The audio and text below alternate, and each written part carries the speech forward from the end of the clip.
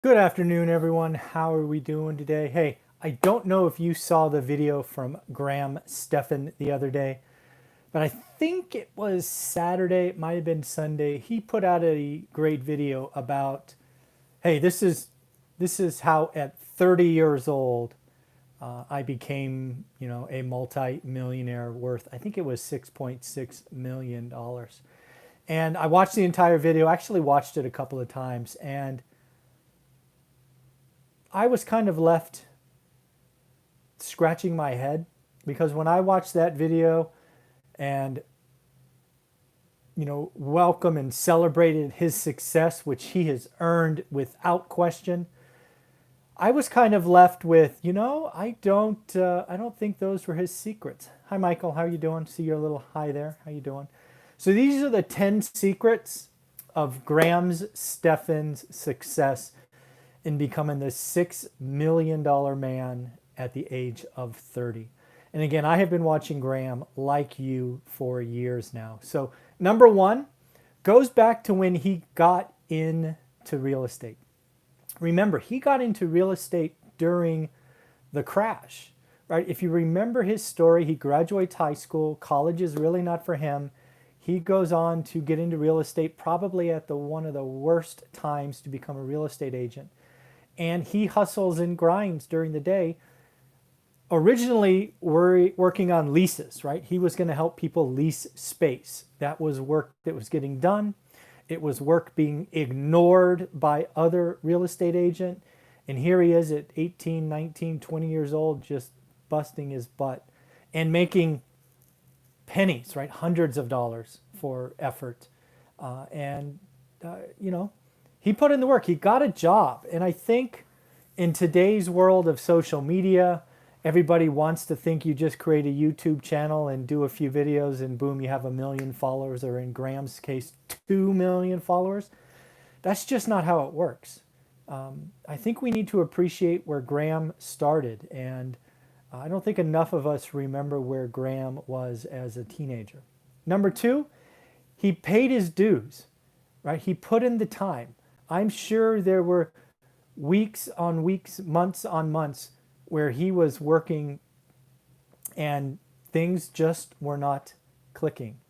And, that is hard, especially when you are in commission-based world. Maybe he did all the work and then somebody changed listing or buyer's agents or whatever.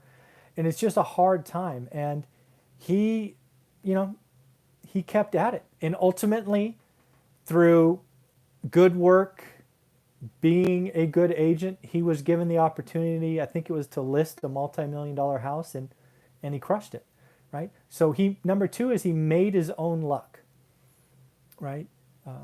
Rather be lucky than good. But Graham, in my opinion, he put in the work. He was good at what he did. He kept going. He didn't complain when I'm certain there were some hard days.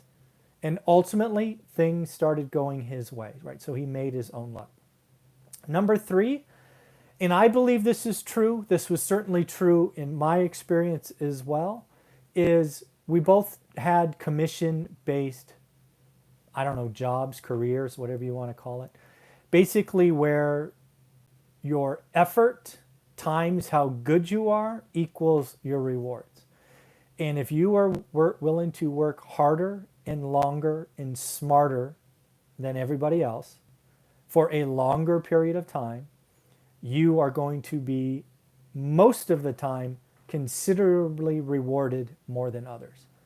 Remember, consistency, length of time, got to be good at it. You can't be a dud, and just keep going. Every day is a new day to impress someone. Every day is a new day to do some work. He never let his pipeline get low. He was able to juggle closings with new leads and new opportunities. I believe in the beginning, Graham is rewarded or kickstarted his career in real estate, becoming an investor because of the commission-based approach to his business. So I think that is important. He wasn't just collecting minimum wage or minimum wage plus. Number four is probably what Graham is best known for, I think it is most obvious now. He's been featured on CNBC and all these other great things. But I think this goes back to Graham as a young man, right? And that is living below your means, right? It's funny today to watch him talk about $20 iced coffees or 20 cent, 20 cent iced coffees and living in a duplex when the man could clearly afford a single family home, even in the ridiculously expensive world of LA. He has made living below your means cool. And I want to applaud him for that. That is something that needs to be celebrated. For all these gurus out there flashing Lambos and private jets and penthouses, he is, he is showing us that yes, you can make 7 figures a year. You don't have to flaunt it. You don't have to fake it till you make it. And Graham, I want to thank you for making living below your means cool. Next thing is he started documenting his history. Probably for no other reason than he wanted to build some pipeline for his real estate business. He is showing us how to do it, right? Document what you're doing. Don't talk about it. Document. Ultimately becoming a YouTube channel with 2 million subscribers, often hitting over a couple 100,000 views in any video on any day.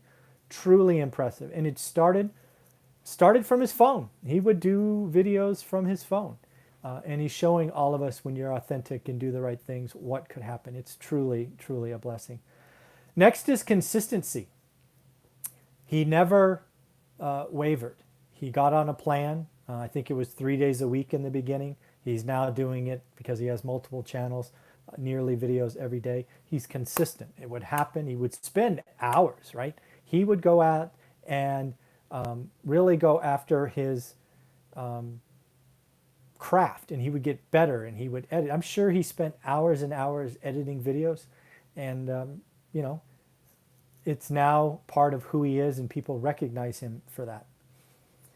Next, number 7 is he's added streams of income. After he has grown, after he's grew his real estate business and he becomes a brokerage and he becomes all these other things, he creates courses, YouTube channels, multiple YouTube channels.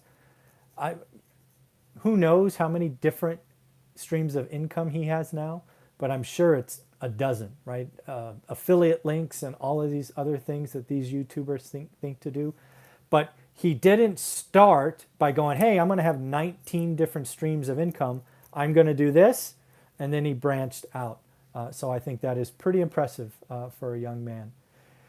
Number 8 is he didn't inflate his lifestyle. He did buy a fancy car. He does have a fancy car, but he hasn't, near as I could tell, unless he's faking it for the YouTube camera, inflated his lifestyle. The man could clearly do lots of other things. He could have a row of fancy sports cars if he wanted. And I know there was a time, because I communicated with him once via comments, he was looking at a Lamborghini, I think it was. But he decided not to do that and decided to buy more real estate. So again, he didn't allow his 7-figure income, let's be clear, to inflate his lifestyle. Number 9 is he stayed in his lane. This was important. I saw a lot of people have success in 2005, 6, and 7 who were flipping real estate, doing this and that. And next thing you knew, they were opening restaurants and sunglass lines and, just doing other things because money was easy and everybody had it and all of these things. And pretty soon when the music turned off and the money dried up, all those other things fell apart and crushed their real estate business. I knew several people worth $10 million and going outside their lane crushed them. So one thing that Graham, I can't imagine the amount of opportunities that come his way to go outside, and he may even be bored, right? Graham Stephan could be bored having 2 million subscribers, but he's staying in his lane, he's staying consistent, and he's given his audience what he wants. So again, he didn't just jump because he got bored. And then number 10, and I think this is huge, people like him. He is, near as I can tell, the same Graham Stephan he was 2 years ago. He still is today. He's still that energetic, nice young man. People, again, he's likable. He's not arrogant. You could argue about whether or not he's a real estate investor anymore, but that's not the point. The man is likable. He's got it down. He is very consistent. And, that's why he has grown to 2 million folks. So, Graham, I appreciate the video you put out. Congratulations. Happy birthday, first off, on being 30. Welcome to the club. I remember it decades ago. Yeah, a couple of decades ago. So welcome. 6 million bucks at 30 is quite the accomplishment. You obviously have the opportunity in the next decade to get to 60 million, right? If you're making 2 million bucks a year, you should be looking to get to 60 million or 10x your net worth in the next 10 years. It's definitely within your power. So continue to do what you do. Continue to be that nice young man who's helping people and being authentic and all the other things. But those are my top 10. He got a job to fill his days during his hours. He paid his dues. He made his own luck, commission-based, lived below his means, documented his history. He was consistent. He added streams of income after the growth. He did not inflate his lifestyle. He stayed in his lane, and he never lost being authentic. So those are my 10 reasons why Graham Stephan is the $6 million man. Thank you. Take care.